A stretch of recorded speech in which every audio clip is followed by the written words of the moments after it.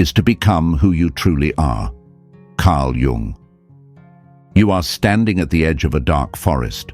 Before you lies a path half hidden by swirling mist, its destination unknown.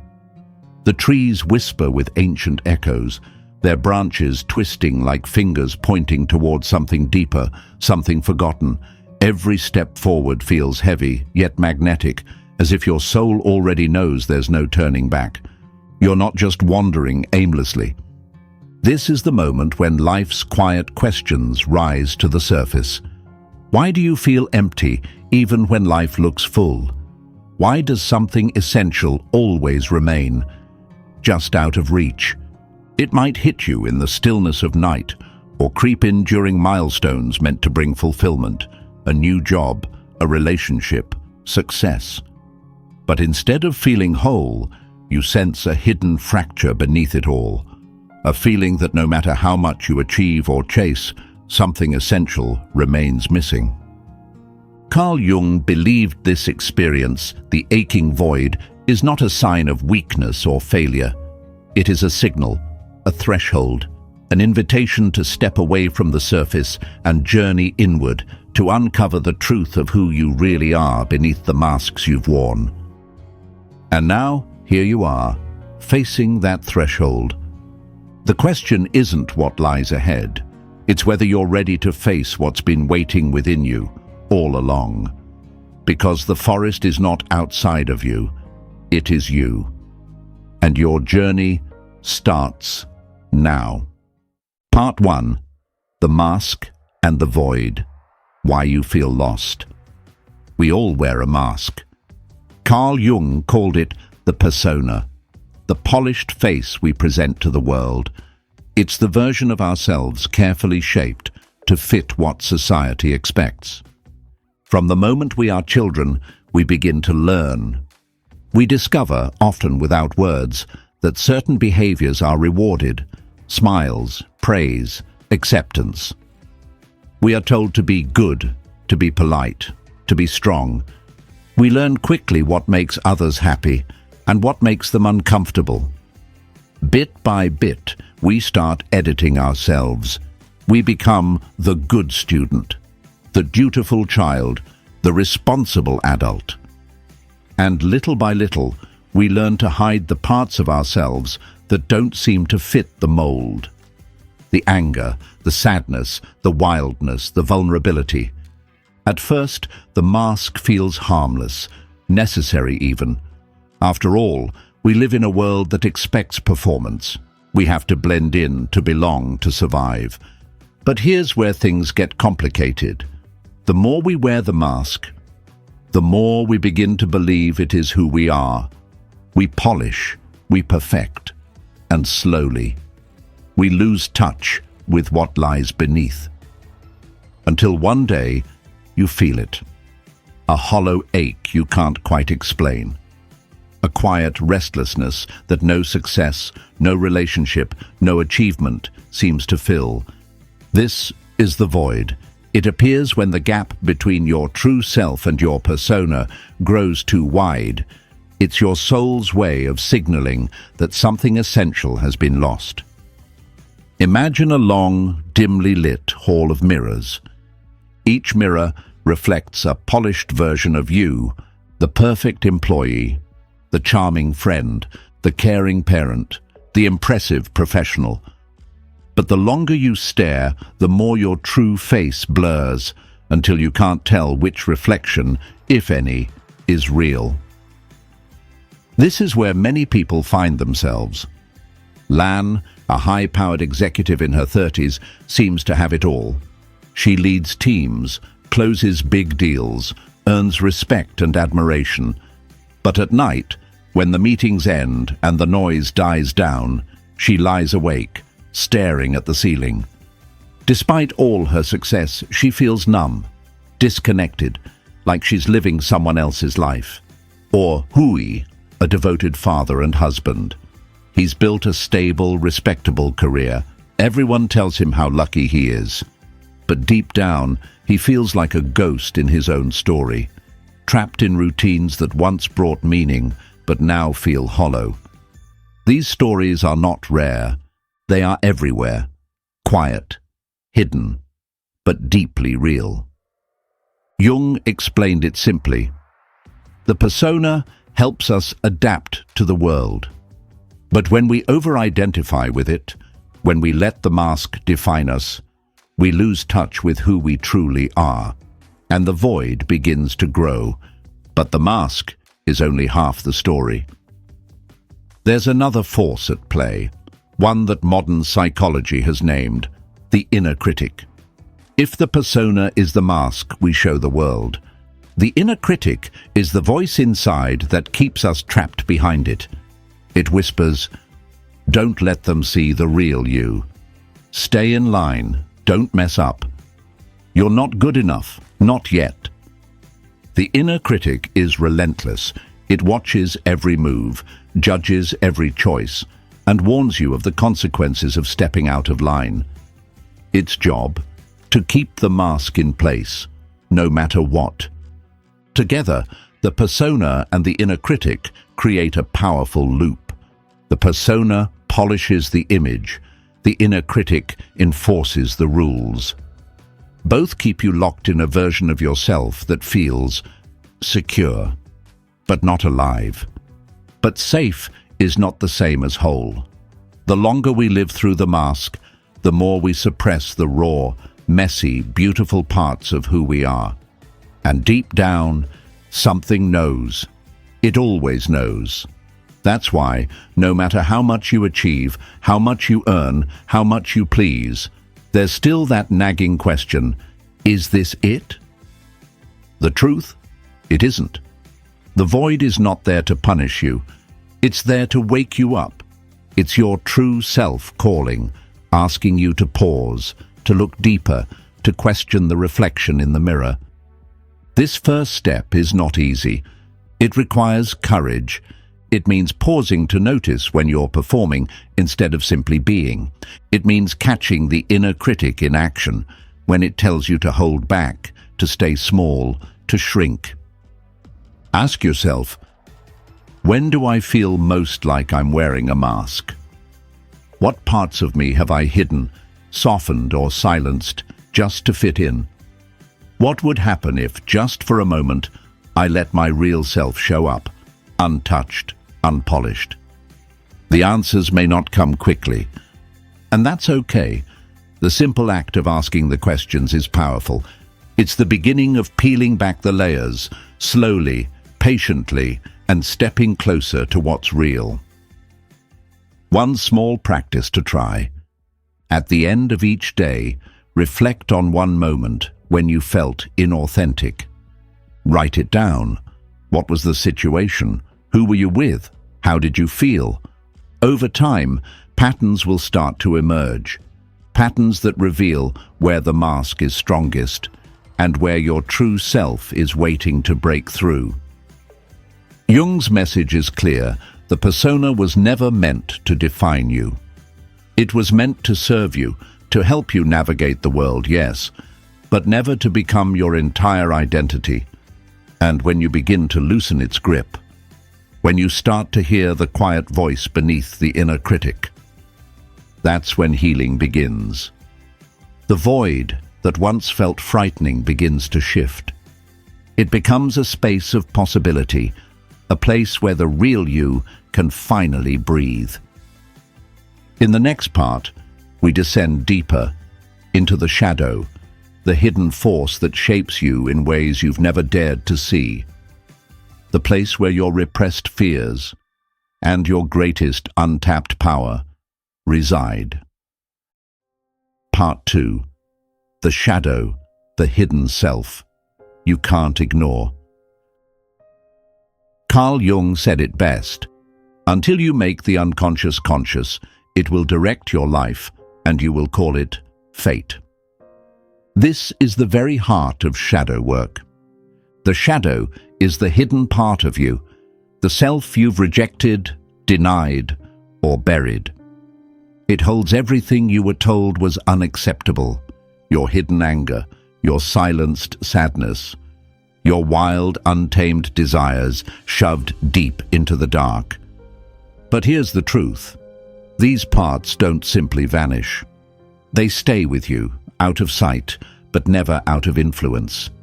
They quietly shape your reactions, your choices, your emotional patterns.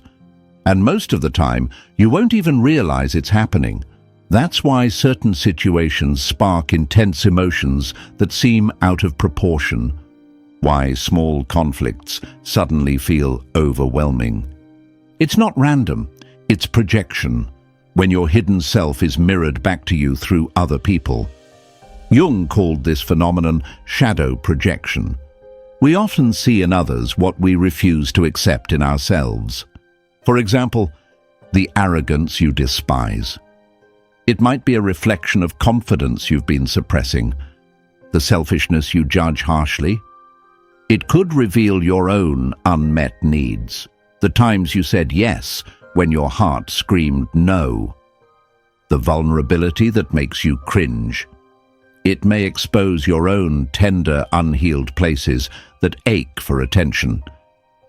This is why certain people trigger you deeply and instantly, not because of who they are, but because of what they awaken in you.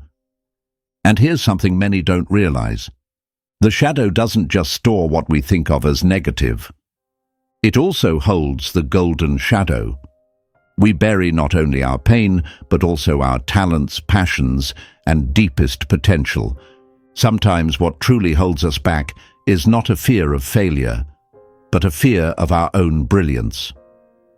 Think about those moments when you held yourself back, when you wanted to speak your truth, but stayed silent, when you felt a spark of courage, but dimmed it down, when you had an idea, a vision, a calling, but dismissed it as too much, not because you couldn't, but because, deep down, you were afraid of what stepping into your full power might unleash. That's the golden shadow at work. But there's another crucial layer of the shadow that often gets overlooked: trauma. Emotional wounds, especially those from childhood, often get locked in the unconscious. A child who felt invisible might grow up to overachieve, constantly seeking external validation. Someone shamed for expressing anger may develop chronic anxiety, guilt, or people-pleasing tendencies. Unprocessed grief can harden into numbness, an emotional armor. Suppressed rage often turns inward, showing up as procrastination, self-sabotage, or unhealthy patterns in relationships. These patterns keep repeating, not because you're weak or broken, but because the original pain has never been faced. The shadow holds it all, silent but potent, waiting for the moment you are ready and strong enough to begin the work. And here's something essential to understand. Shadow work is not about fixing yourself. It's not about getting rid of the darkness. It's about integration, welcoming back the parts you left behind and becoming whole again. So, how do you begin? One powerful tool is journaling. Set aside quiet, uninterrupted time. Ask deep, challenging questions like, what qualities in others trigger me the most? What emotions make me uncomfortable or hard to express? Where do I see patterns repeating over and over in my life? What am I afraid others would discover if I let down my guard? Write freely. Don't censor. Let whatever is buried rise to the surface, no matter how messy or uncomfortable it may seem. Another essential practice is somatic awareness and breath work. Because here's the truth, the shadow doesn't just live in your mind, it's stored in your body. Notice where tension gathers. Is it your shoulders, your chest, your stomach? Breathe deeply into those places. Sit with the sensations. Let your body release what your mind has been holding on to for too long. Artistic expression is another gateway. When words fail, creativity speaks. Through painting, music, movement, or dance, your shadow can find its voice. And in that voice, deep healing begins. And remember, this is not about rushing to solve anything. Shadow work is a lifelong process. It asks for honesty, patience, and above all, courage. So why embark on this path? What's the reward? Jung believed the shadow isn't just a container for wounds, it's also the raw material of your greatest power. He wrote, "The shadow is 90% pure gold." The anger you've hidden, it can fuel your boundaries and inner strength.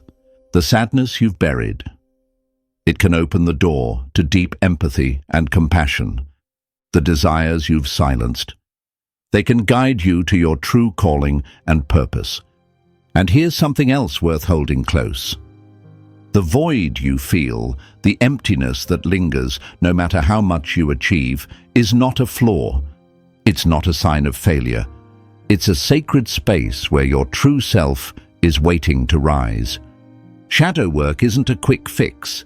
It's a journey of becoming, a peeling back of layers, patiently, bravely, until you rediscover the truth underneath.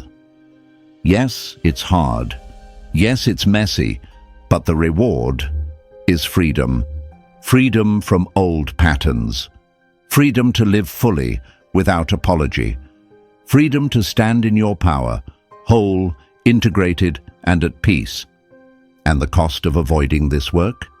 It's staying stuck in the same cycles, the same frustrations, the same quiet ache that nothing seems to soothe. One day, you'll look back and realize, every step into the shadow was a step toward yourself, toward a life lived in alignment, in authenticity, in truth. In the next part, we'll explore the vast world of the unconscious, the silent force that shapes your reality every single day in ways you may have never imagined. Part 3. The unconscious, the silent force shaping you. Carl Jung often used a simple but powerful image to describe the human mind. The iceberg. Above the waterline is your conscious mind, the part of you that thinks, analyzes, makes plans. It's the part that feels in control. But beneath the surface lies something far larger and far more powerful. The unconscious, vast, deep, silent. A force that shapes your reality every moment of every day. Jung divided the unconscious into two key parts. First is the personal unconscious. This holds your private history, forgotten memories, unprocessed emotions, and hidden wounds. Every time you pushed down a feeling, every time you avoided a painful truth, it sank into this realm, quietly storing itself for later. But the second part, that's where things get truly fascinating. The collective unconscious. Beyond your personal story, there's a deeper psychic layer shared by all humans, a reservoir of ancient knowledge, universal patterns and instincts we inherit across generations. Jung called these patterns archetypes. You've seen them everywhere, even if you didn't realize it. The hero, fighting for a noble cause. The mother, offering unconditional love and protection. The trickster, stirring up chaos and change. The shadow, representing the hidden, darker aspects of the self. These archetypes appear in myths, legends, religions, and movies across every culture, every time period. And they don't just live in stories. They live within you. They shape how you see the world and how you see yourself. The truth is, much of who you believe yourself to be is shaped by forces you cannot see. Modern neuroscience confirms most of your habits, reactions, even biases are driven by unconscious scripts, shaping your life long before you realize. Think about it. Your brain processes millions of pieces of information every second, but your conscious mind can only handle a tiny fraction of that. The rest? It gets filtered, stored, and acted upon automatically. This is why true change feels so hard. It's not just about willpower, not just about positive thinking. It's about becoming aware of what's hidden and working with it. One of the most powerful ways to do that? Dream work. Jung believed dreams are the royal road to the unconscious. They bypass your logical mind, using symbols, emotions, and stories to reveal what's buried deep inside. But here's the challenge. Dreams speak in their own language. They don't hand you clear answers. They speak in riddles, metaphors, strange images. To unlock their meaning, you need to engage with them regularly. Here's a simple step-by-step guide to get started. Step 1. Record. Keep a journal next to your bed. The moment you wake up, write down everything you remember, no matter how strange, fragmented, or brief. Even a single word or image is valuable. Step 2. Reflect. Read your notes slowly. Ask, what emotions stood out? What symbols caught my attention? Write down your first impressions. Don't worry about being right. Step 3. Decode. Begin to explore the meaning. Ask yourself, what does this symbol mean to me personally? Have I seen this archetype in stories, art, or my own life? Is this dream pointing to something I'm avoiding, desiring, or wrestling with? Step 4. Connect. Over time, look for patterns. Do certain themes keep resurfacing? Are there emotions that repeat across different dreams? For example, someone might dream of being chased again and again by different figures in different places. This could point to an underlying fear or unresolved conflict that's seeking attention. By engaging with your dreams, you open a direct dialogue with your unconscious. At first, the insights might feel subtle, but as you keep showing up, the messages grow clearer and deeply personal.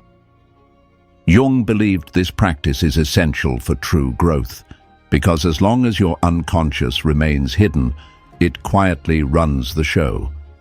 But the unconscious isn't just personal. In today's world, the collective unconscious is more visible and more influential than ever before. Think about it. We live in a world saturated with images and stories. Social media, global news, viral trends. We are constantly surrounded by symbols and narratives that tap into deep archetypal patterns, whether we realize it or not. Public figures rise to fame by embodying these archetypes: the bold hero, the disruptive rebel, the wise sage. Viral content spreads like wildfire because it triggers something ancient within us, stirring collective fears, hopes, and desires.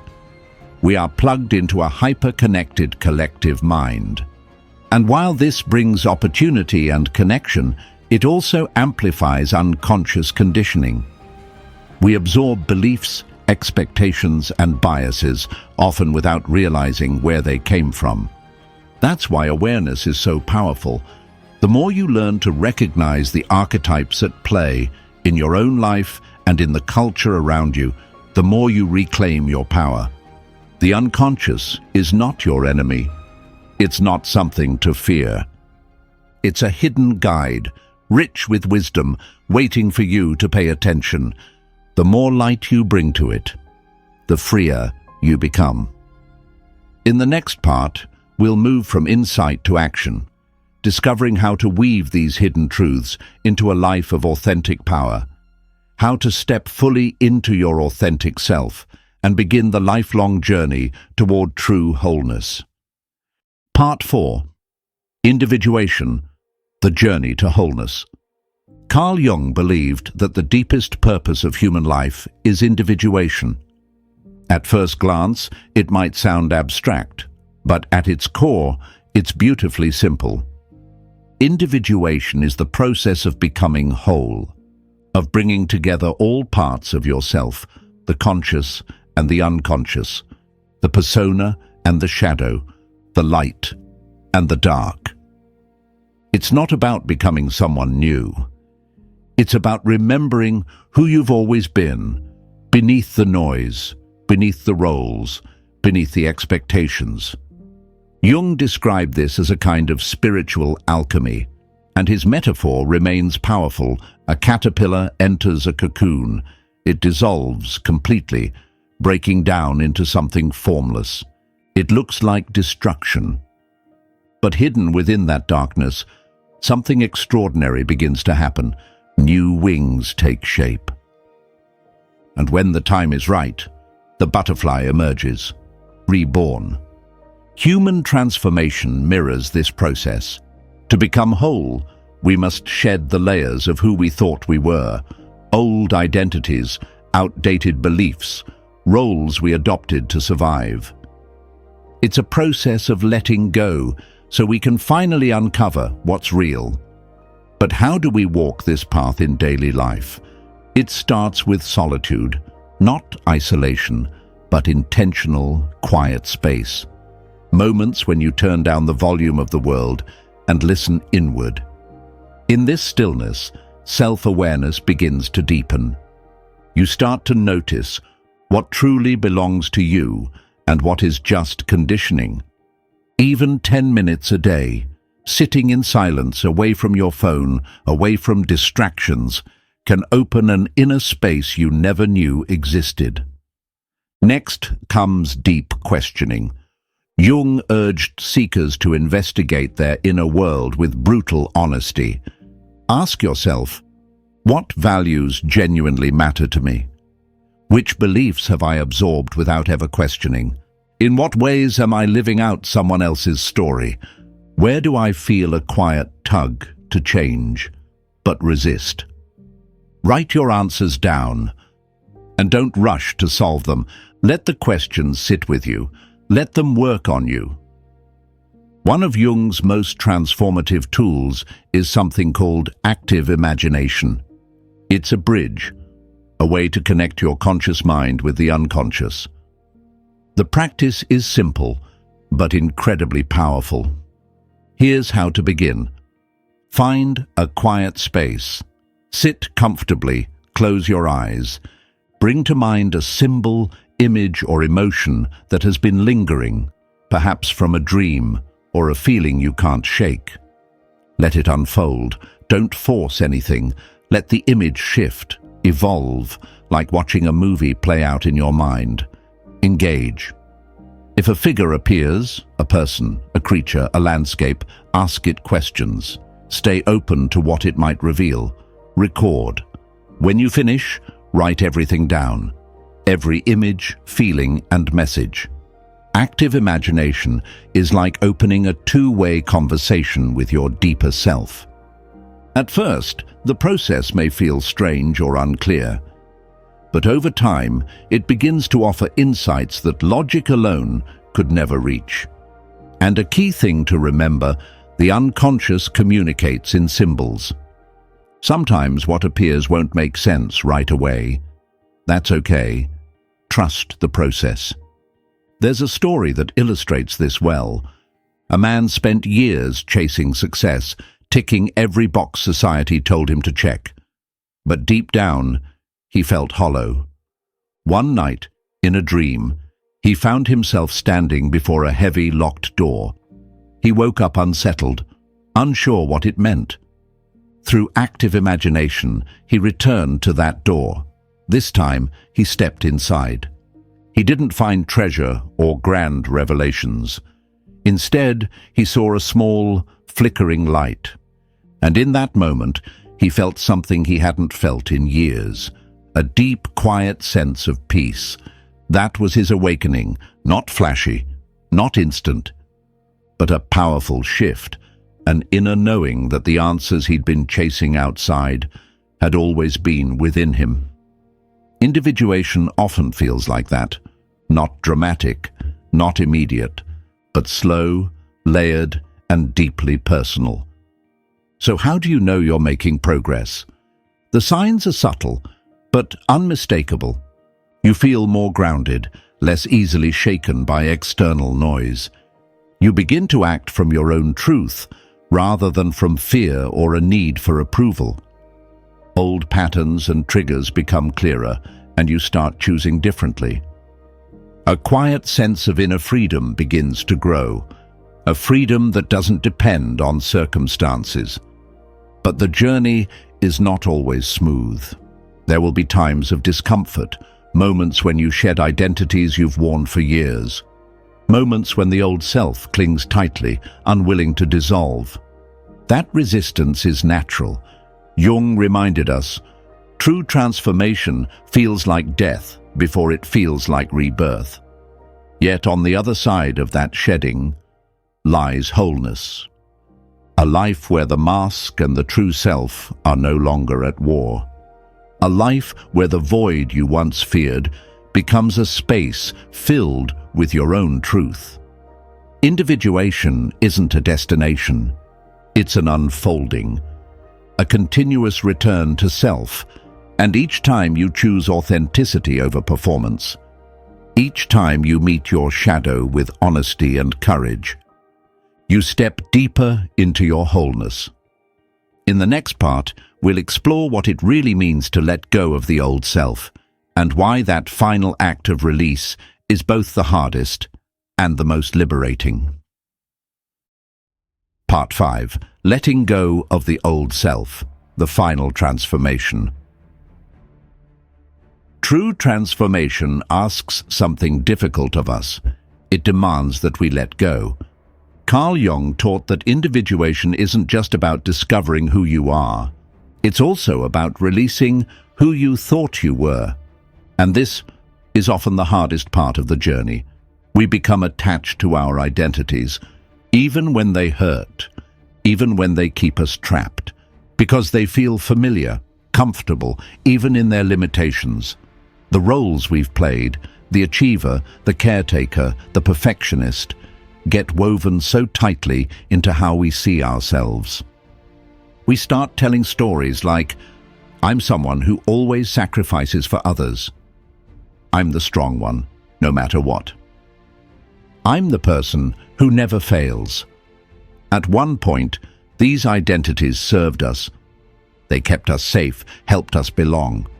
But over time, they start to feel heavy, like armor that once protected us, but now holds us back. True growth means recognizing when an old story has outlived its purpose, and having the courage to set it down.